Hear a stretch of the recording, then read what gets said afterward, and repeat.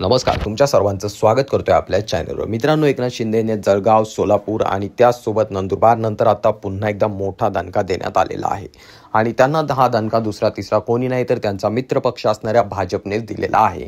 गेल्या अनेक दिवसापासून आपण पाहत आहोत भाजपकडून अशा अनेक कृत्य केले जात आहेत जेणेकरून एकनाथ शिंदे यांचा गट कमजोर किंवा कमकुवत होईल आणि त्यासाठी त्यांच्याकडून वेगवेगळे प्रयत्न देखील केले जातात। परंतु आता सर्वात मोठा दणका त्यांना मोहोळ या ठिकाणी देण्यात आलेला आहे। त्या ठिकाणी फक्त एकनाथ शिंदेच नव्हे तर त्यासोबत अजित पवार यांना देखील भाजपने मोठा दणका दिलाय। त्या ठिकाणी जे आहे एकनाथ शिंदे गटाचे असणारे नागनाथ क्षीरसागर व त्यासोबत सोमेश्वर क्षीरसागर या दोघांनी जे आहे थेट भाजपमध्ये प्रवेश केला आहे। एकनाथ शिंदे गटाला सोडचिठ्ठी देत त्यांनी त्या ठिकाणी भाजपमध्ये प्रवेश केल्यामुळे चांगलाच मोठा दणका जो आहे एकनाथ शिंदे यांना बसलाय। कारण एकनाथ शिंदे यांच्या गटामध्ये इनकमिंग होण्याऐवजी त्यांच्या गटातील अनेक दिग्गज नेते आता जे आहेत किंवा मोठमोठे कार्यकर्ते पदाधिकारी जे आहेत आता भाजपमध्ये जाताना दिसत आहे।